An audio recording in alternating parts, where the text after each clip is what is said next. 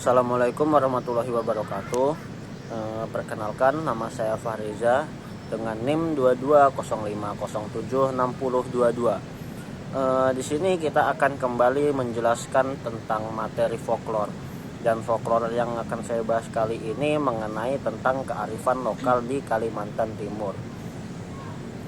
Ada beberapa pembahasan yang akan kita ambil dari kearifan lokal Kalimantan Timur ini. Yang pertama adalah definisi folklore, yang kedua adalah contoh kearifan lokal Kaltim folklore lisan, yang ketiga adalah contoh kearifan lokal Kaltim folklore sebagian lisan, dan yang keempat adalah contoh kearifan lokal Kaltim folklore bukan lisan. Folklore secara etimologi berasal dari dua kata bahasa Inggris, yaitu folk dan lore. Kata folk artinya sekelompok orang atau kolektif, sedangkan kata lore artinya tradisi atau turun-temurun.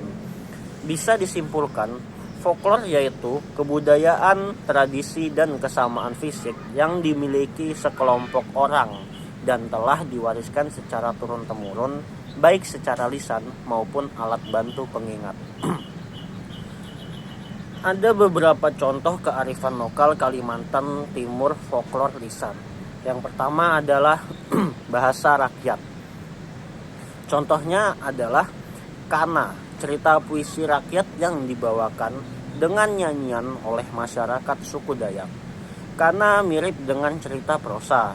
Perbedaannya dengan cerita prosa hanya terletak pada pemakaian bahasa yang puitis. Yang kedua, ada ungkapan tradisional. Pajak atau peribahasa. Salah satu sastra lisan pada suku Dayak Benuak di desa Intu Lingau. Pada saat berlangsungnya upacara adat setempat, tetua adat yang menyampaikan nasihat atau petuah menggunakan pajak. Yang ketiga, ada pertanyaan tradisional. Susurungan atau teka-teki. Sastra lisan susurungan ini disampaikan dalam bahasa Banjar Hulu.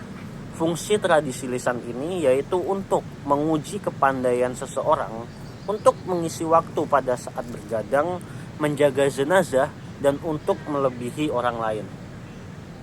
Yang keempat, ada puisi rakyat. Contohnya adalah soyong, mantra yang diucapkan masyarakat Pasir kepada Tuhan dengan perantara arwah leluhur yang bertujuan mendapatkan penjaga dan pertolongan bagi kehidupan mereka. Ada dua jenis soyong, yaitu soyong perjalanan dan soyong dalam upacara Nampa Ponta. Dan yang terakhir, yang kelima, ada contohnya seperti mitos burung enggang oleh suku Dayak Kenyah. Mitosnya sosok leluhur suci mereka yang berasal dari langit dipercaya tetap hadir dalam bentuk menyerupai burung enggang. Contoh yang kedua ada dongeng Aji dan Kilip, bersaudara dari Dayak Tunjung Kalimantan Timur. Dan contoh yang ketiga ada legenda, yaitu legenda Pesut Mahakam yang berasal dari Kalimantan Timur. Kemudian lanjut di pembahasan kita yang selanjutnya, contoh kearifan lokal Kalimantan Timur folklore sebagian lisan. Yang pertama ada permainan rakyat. Contohnya seperti batu lele. Permainan yang dimainkan anak-anak dengan menggunakan dua potongan kayu atau rotan di daerah Kalimantan. Potongan kayu yang panjang disebut sampok atau bahasa bulungannya disebut sampok ya. Atau sape bahasa Benua. Sedangkan potongan yang kecil disebut ane dalam bahasa bulungan, yang artinya anak batu lele. Contoh yang kedua ada kepercayaan rakyat. Kepercayaan rakyat contohnya ada besanggar. Salah satu tradisi tolak balak di Kalimantan Timur. Menurut kepercayaan masyarakat, roh-roh leluhur tersebut diundang untuk membantu menolak wabah-wabah yang datang. Kemudian lanjut di yang ketiga, ada contoh kearifan lokal Kalimantan Timur folklore bukan lisan. Yang pertama ada seni dan kerajinan tangan.